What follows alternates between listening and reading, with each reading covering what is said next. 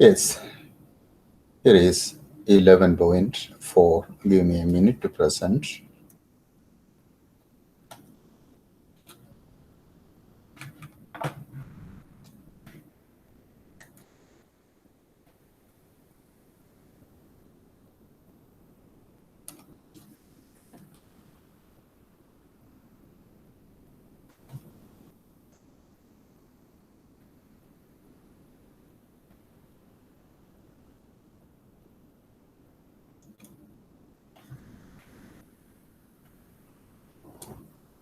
Yes, 11.4 is the limit comparison test.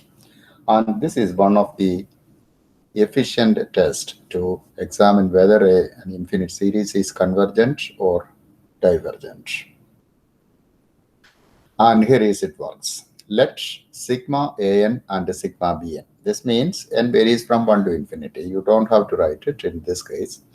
Let sigma an and sigma bn are two infinite series with positive terms, and limit n approaches infinity, an over bn is equal to c, a positive finite number. Naturally, it will be positive because an and bn are positives. So what you have to do is, if you know two series, sigma n and sigma bn, n varies from 1 to n, you find the ratio of an to bn, an divided by bn, simplify it, and then find the limit as n approaches infinity of that stuff. And if the limit is a finite number, then both the series either converges or diverges. Meaning, if one of them converges, the other also will converge. If one of them diverges, the other also will diverge. Means they behave at the same way. So this is a very efficient way to check the convergence. And now, sigma an will be given in the problem. You have to figure out a sigma bn. So this is a trick. One way to find bn from an is discard all the non-dominating terms in both numerator and denominator. And that's it. So you discard all the non-dominating terms in the numerator and denominator. Say, for example, in this case, 1 over square root of n minus 1. In this case, in the numerator, 1 is the only term, so you cannot discard it. In the denominator, there is a negative 1 and a square root of n. So negative 1 is the non-dominating term. You have to discard that. Okay. So here the question is, examine whether integral 2 to infinity 1 over square root of n minus 1 is convergent or divergent. So an is 1 over square root of n minus 1. Discarding negative 1 from the denominator, we get bn is equal to 1 over square root of n. So an divided by bn is 1 over square root of n minus 1 divided by 1 over square root of n, meaning 1 over square root of n minus 1 times square root of n over 1. And that is equal to square root of n divided by square root of n minus 1. Now you divide all the three terms by the dominating term. The dominating term is square root of n.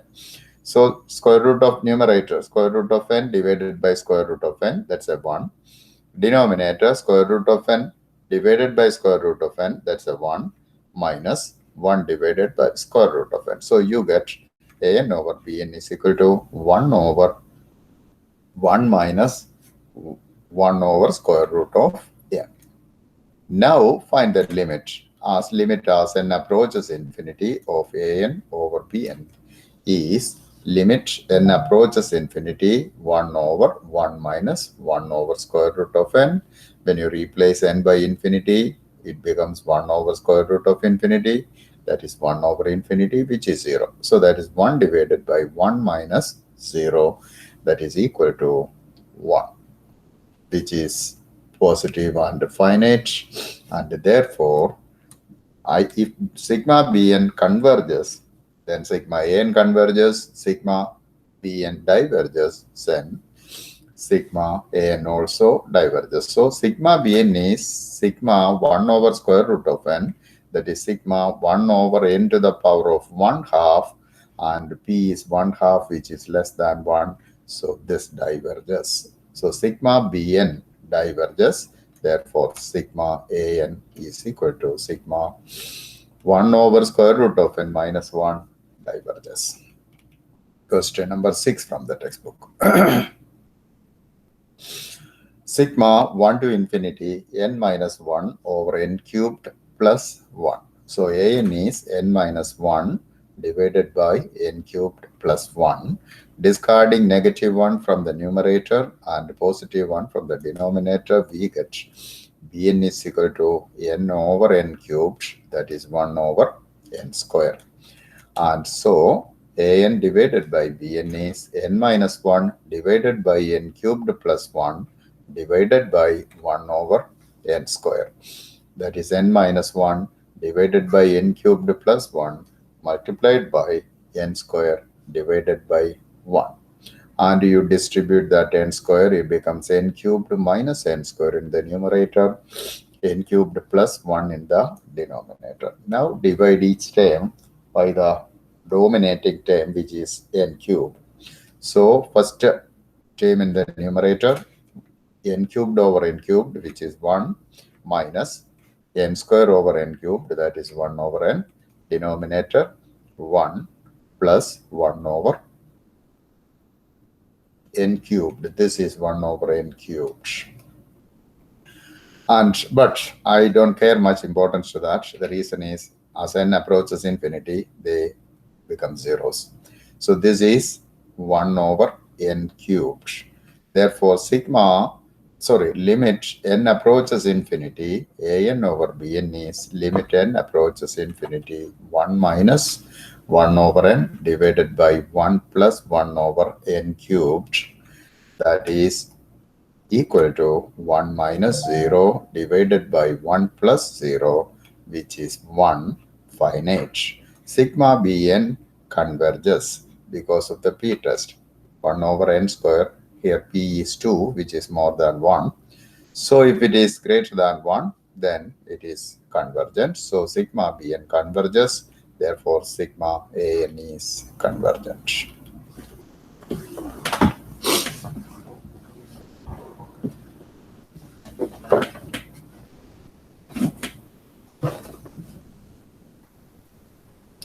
Number 8.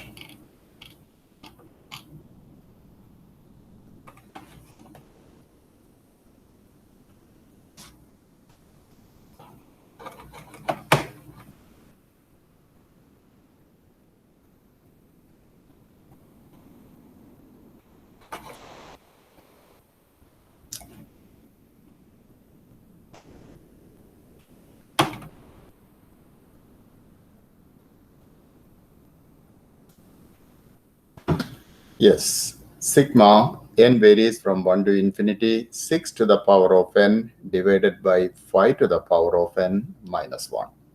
In this case, an is 6 to the n divided by 5 to the n minus 1.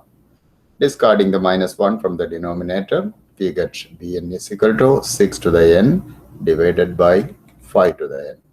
So a to the n divided by bn is equal to 6 to the power of n divided by 5 to the power of n minus 1 divided by 6 to the power of n over 5 to the power of n.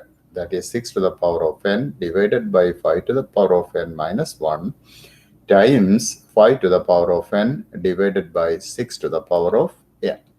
6 to the power of n cancels. So you get 5 to the power of n divided by 5 to the power of n minus 1.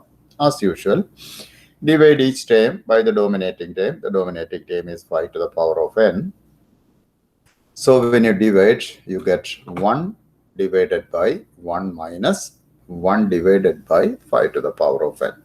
Therefore, limit n approaches an divided by bn is equal to limit n approaches infinity. I mean, n approaches infinity here. So limit n approaches infinity, an divided by bn is equal to limit n approaches infinity, 1 divided by 1 minus 5 to the power of n. Answer is 1 because 5 to the power of n is infinity, 1 over infinity is 0. So it is 1 over 1, which is 1 finite. Sigma bn is sigma 6 over 6 to the power of n divided by 5 to the power of n. That is 6 over 5 whole to the power of n. This is a geometric series with common ratio 6 over 5. So that common ratio is greater than 1. Therefore, sigma bn is divergent. You recall the geometric ratio a plus a times r plus a times r square, etc., etc. So this is a geometric series with the first term 6 over 5. Common ratio also is 6 over 5. You get first term by substituting n is equal to 1. So it is 6 over 5. And common ratio is the second term divided by the first term. Again, you get 6 over 5. So since r is greater than 1, sigma bn diverges. Therefore, sigma an is divergent. Number 10. Sigma k varies from 1 to infinity, k times sine square k divided by 1 plus k cubed. Sine square k lies between 0 and 1. That means sine square k is less than or equal to 1. Therefore, k times sine square k divided by 1 plus k cubed is less than or equal to k divided by 1 plus k cubed. That is less than k divided by k cubed because denominator is, in this case, the denominator is less than the denominator of the left side. That means the magnitude is greater. So denominator is decreased. Therefore, the value of that ratio will be increased. So denominator is more, k over k cubed, which is the same as 1 over k square. So k times sine square k divided by 1 plus k cubed is less than 1 over k square. So we are using the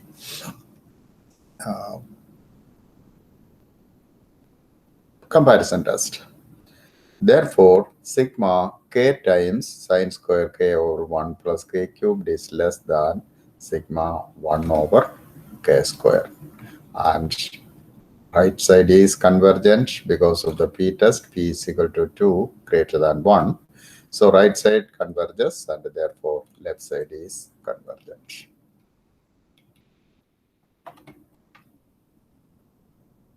Okay. Number 12. Sigma k varies from 1 to infinity, 2k minus 1 times k square minus 1 divided by k plus 1 times k square plus 4 the whole square. And it looks like a difficult one, but it is not. AK. So this is here also there is a small mistake. It's not AN, it is AK. AK is equal to 2k minus 1 times k square minus 1 divided by k plus 1 times k square plus 4 the whole square.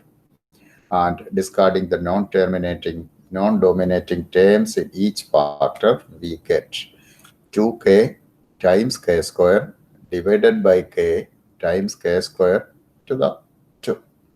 That is 2k cubed divided by k to the 5, that is 2 over k square.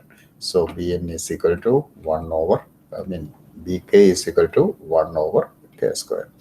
Sigma bk is equal to sigma 1 over k square is convergent because of the p-test. P is equal to 2 greater than 1. Therefore, ak over bk is equal to 2k minus 1 times k square minus 1 divided by k plus 1 times k square plus 4 the whole square divided by 1 over k square. So you factor out each k or k square from each term. First term k times 2 minus 1 over k. Second k square times 1 minus 1 over k square. Denominator pulling out a k, you get k times 1 plus 1 over k. second term, you pull out a k to the 4 because there are k square to the 2. K to the 4 plus 1 over 4 over k square, the whole square, multiplied by k square over 1. So this is k square times k square, k to the 4 times k to the 5 in the numerator. 2 minus 1 over k, 1 minus 1 over k square divided by k to the 5, k to the 4 times k to the 1, that is k to the 5, times 1 plus 1 over k times 1 plus 4 over k square, the whole square. K to the 5 cancels. So ak over bk is equal to 2 minus 1 over k times 1 minus 1 over k square divided by 1 plus 1 over k plus, times 1 plus 4 over k square, the whole square.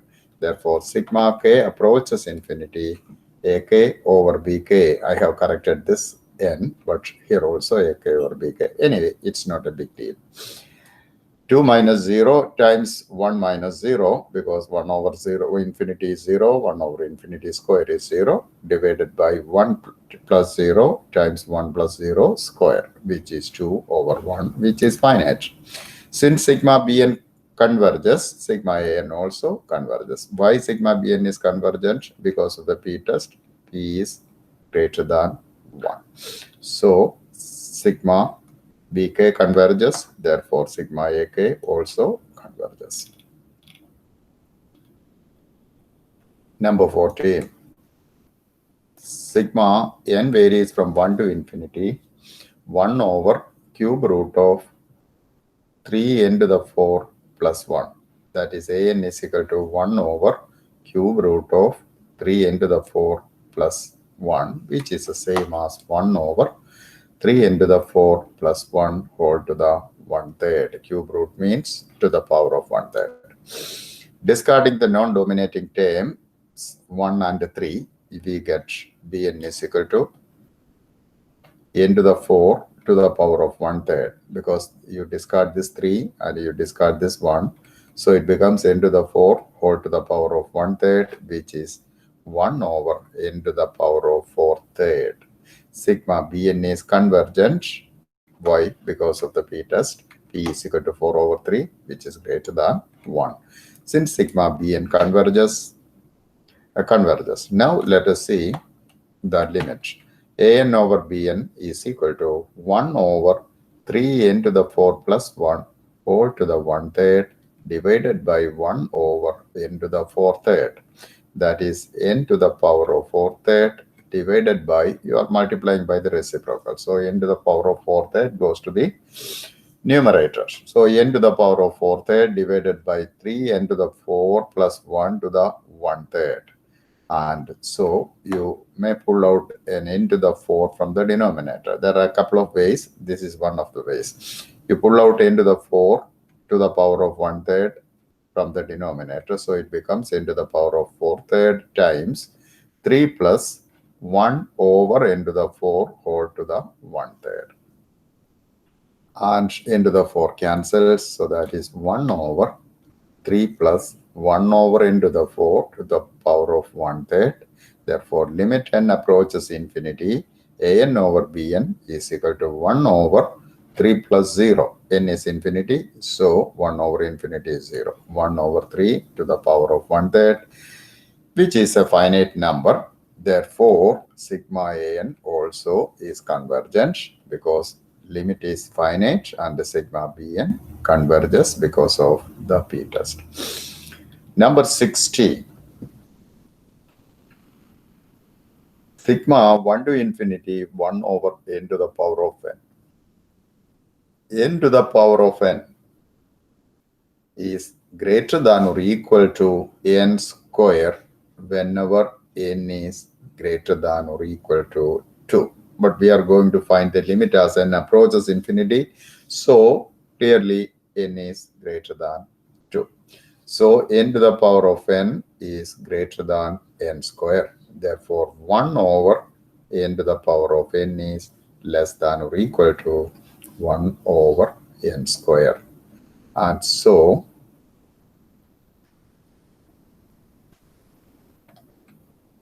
sigma 1 to infinity 1 over n to the power of n is less than or equal to sigma 1 to infinity 1 over n square. Right side is convergent because of the p-test.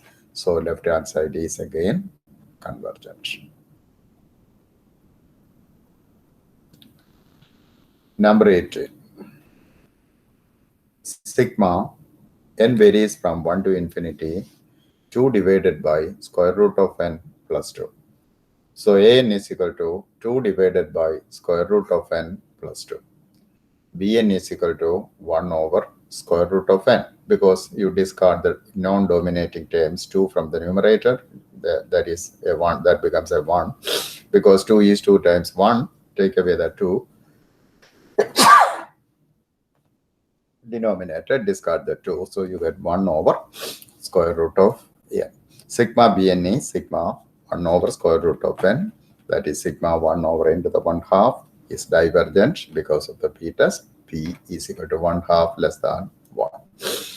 An over bn is equal to 2 divided by square root of n plus 2 divided by 1 divided by square root of n. So n goes to, square root of n goes to the numerator, so it becomes 2 times square root of n divided by square root of n plus 2, that is equal to 2 divided by 1 plus 2 square root of n, dividing all the terms by square root of n. Now find the limit. Limit n approaches infinity, an over bn is equal to limit n approaches infinity 2 over 1 plus 2 over square root of n. N is infinity means 2 over square root of n is 2 over infinity, which is 0. So 2 over 1, answer is 2, finite. Since sigma bn diverges because of the p-test, sigma bn diverges, therefore sigma an also diverges.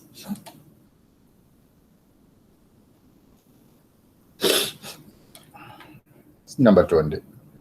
Sigma 1 to infinity n square plus n plus 1 over n to the 4 plus n square.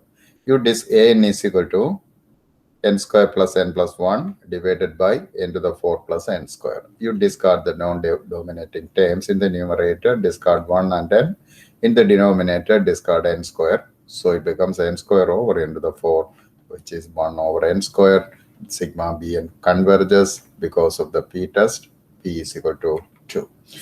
Now show that limit an over bn is finite, and you can do that even you divide by 1 over n square and then divide the numerator and denominator by the non-dominating terms, you get a finite number that is left as a homework.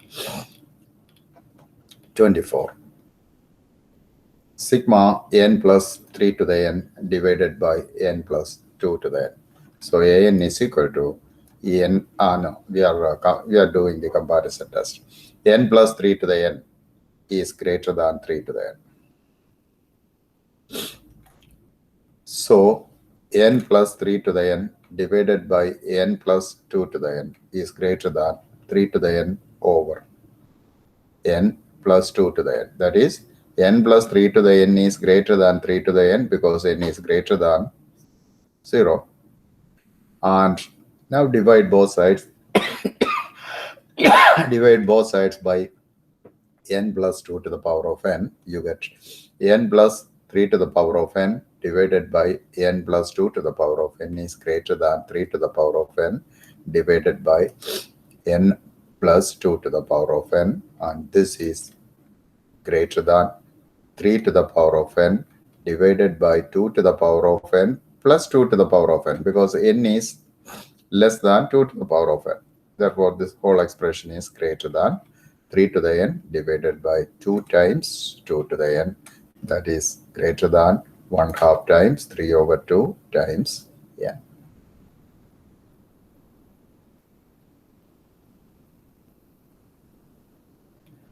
And therefore, sigma 1 to infinity n plus 3 to the n over n plus 2 to the n is greater than sigma 1 to infinity 1/2 times 3 over 2 to the power of n. The right hand side is divergent because r is 3 over 2, which is greater than 1. Therefore, left hand side diverges. Number 28.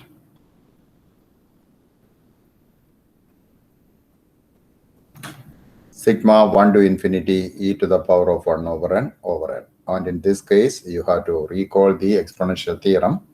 E to the power of x is 1 plus x over 1 factorial plus x square over 2 factorial plus x cubed over 3 factorial plus etc. So e to the power of 1 over n is 1 plus 1 over n over 1 factorial plus 1 over n the square over 2 factorial plus etc. etc. And all these terms are positive. Therefore, clearly this sum is greater than 1 because it is equal to 1 plus some positive quantities. So it is greater than 1. So e to the power of 1 over n is greater than 1. Therefore, e to the power of 1 over n divided by n is greater than 1 divided by n. Therefore, sigma 1 to infinity e to the power of 1 over n divided by n is greater than sigma 1 to infinity 1 over n. Right side diverges because of the p test. P is equal to 1. Therefore, left hand side diverges. Number 30. Sigma 1 to infinity n factorial divided by n to the power of n. Now we are going to simplify this. N factorial means 1 times, 2 times, 3 times, 4 times, etc. up to n. N to the power of n means n times, n times, n times. There are n terms. And so this is clearly less than the first, the product of this because they are multiplied by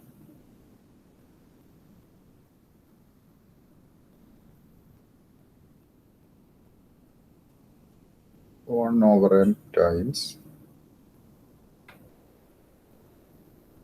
Yeah, these are multiplied by the fractions, proper fractions. Therefore, this is less than 1 over n times 2 over n, which is 2 over n square. So n factorial over n to the power of n is less than 2 divided by n square. That implies sigma 1 to infinity n factorial over n to the n is less than sigma 2 over n square. Right side converges because of the p test.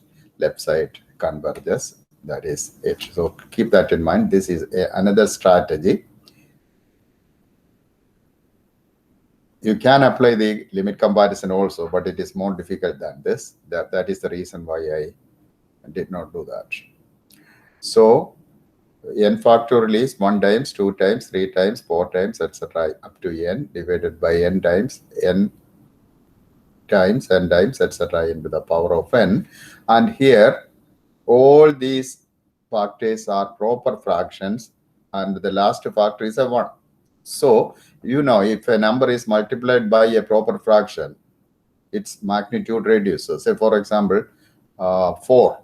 If you multiply 4 by 1 over 3, it becomes 4 over 3. So it is less than 4. So this is less than 2 over n times n. And 2 over n times n is 2 over n square. That implies sigma 1 to infinity n factorial over n to the power of n is less than 2 over n square. Right side converges because of the p test. Therefore, left side converges. Next, sigma 1 over n to the power of 1 plus 1 over n. That is your an. So, an is 1 divided by n to the power of 1 plus 1 over n. That is 1 divided by n times n to the power of 1 over n. So, let us discard this n to the 1 over n, and for bn is 1 over n. So an over bn is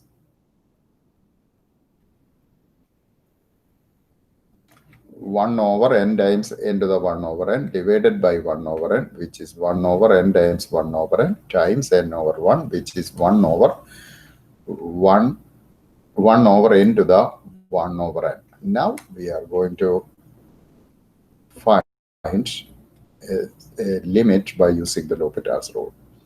I believe so. Yes. So let fx is equal to x to the 1 over x.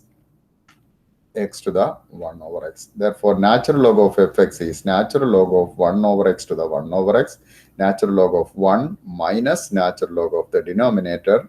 Natural log of 1 is 0, so it is negative 1 over x times natural log of x.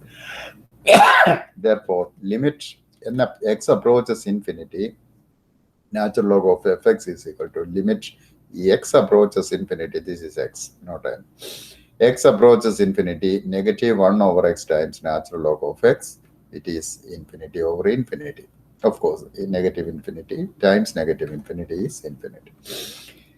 So you do the L'Hopital's rule here, differentiate the numerator, that's negative 1 over x, differentiate the denominator, you get a 1. So it is negative 1 over x. When x is infinity, it is negative 1 over infinity, that is 0. So this is the limit of natural log of fx.